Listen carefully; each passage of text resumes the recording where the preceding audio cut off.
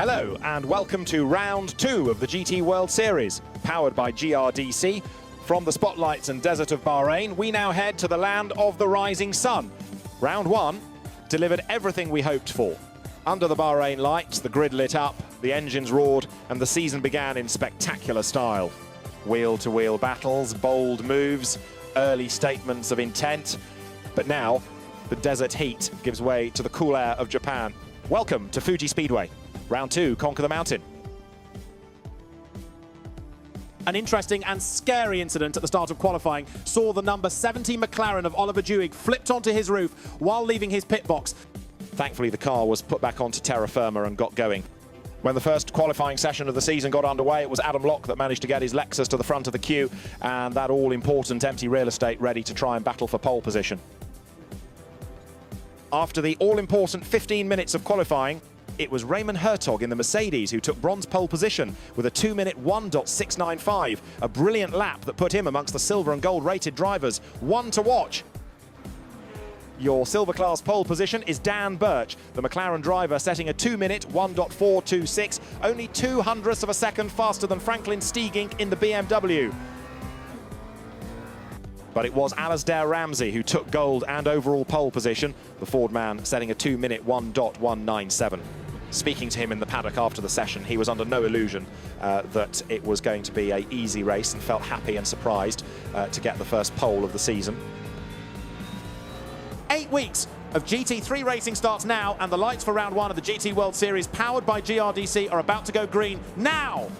And it's the Mustang using that big V8 to pull away from the pack. But on the brakes, we go 3 wide with Fulvio Di Polito and Chris Tedder with much more confidence going into T1. But the Ford manages to get out of T1 and T2 still in the lead going up the hill. Is there any better sight than over 30 GT3 cars all battling for position cleanly? I think not. Tom Osborne is looking close to Chris Tedder going into turn 10. Is he going to make a move? Yes! The Ferrari goes through into P3. What a move! Jakub Borowick is looking down the inside of Tedder going into T1, but the Aston Martin is just able to stay in front on the switchback. But now that has brought Hendrik de Vries well into the mix, heading up to turn 4 with Franklin Steegink looking menacing in the background, ready to take advantage if any of the 3 in front get into strife. But is that de Vries trying to go around of Tedder into T4? Will he make the move stick? Yes, excellent move from the Porsche driver. Oh, let's see that from on board the 206 Porsche. He's just so much more confident on the brakes. That Porsche looks really hooked up. Good move.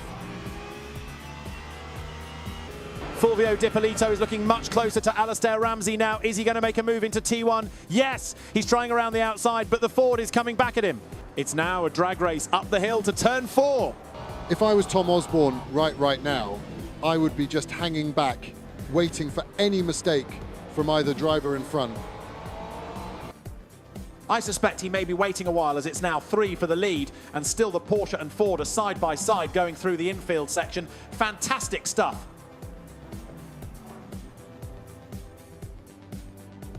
If Fulvio can get a good run out of turn 8, I think he may finally get this move done.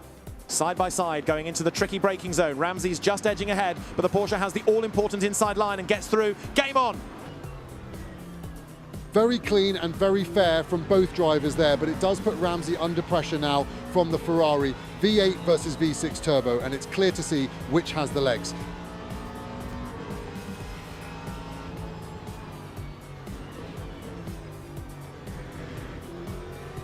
But going back into the twisty bits, the Ferrari is looking much more planted, and Osborne is easily able to go around the outside of the Mustang.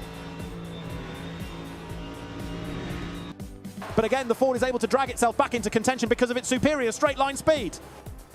And who says BOP does not create close racing? I could watch this all day. Quite. It's going to take a mega move from Osborne to get this to stick. Side by side going into T1. Is the Ferrari finally going to get past the Mustang?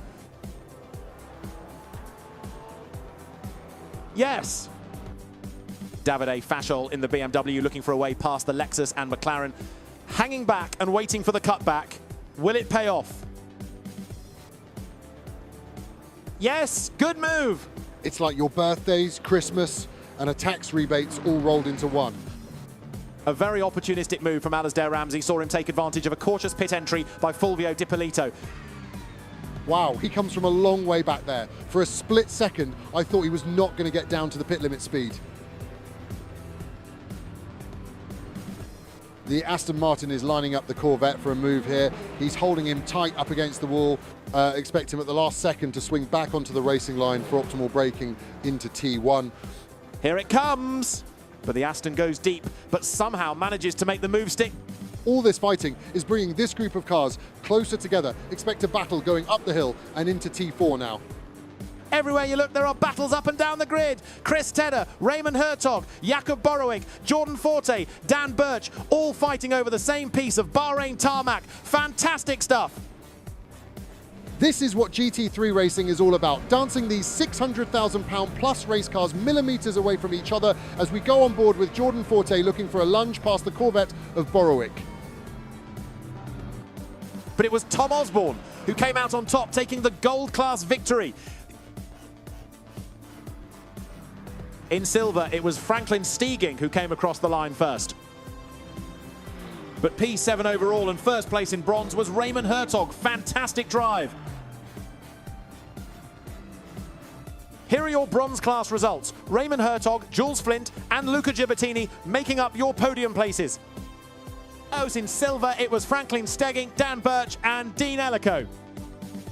And in gold, Tom Osborne, Alasdair Ramsey and Fulvio Di Polito make up your final class podium. After round one, the Manufacturers' Championship looks like this, with BMW taking an early lead, but is looking close at the front. But all sights are now set on round two. Conquer the mountain at the fantastic Fuji racetrack. 16 corners and 4.563 kilometres make up this track, boasting one of the longest straights in motorsport. Expect slipstreams and battles going into T1 and switchbacks going down to T2. Sector 2 and the hairpin provide another good overtaking opportunity, but drivers will have to work hard and be brave going around the fast right-hander of 100R first.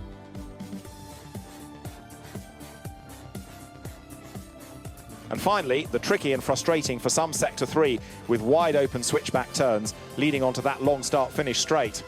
Drivers will need to weigh up lunges or defending to make sure they get a good run out of the final turn. And there we have it. The stage is set for yet another thriller. GT World Series, powered by GRDC Round 2, starts now.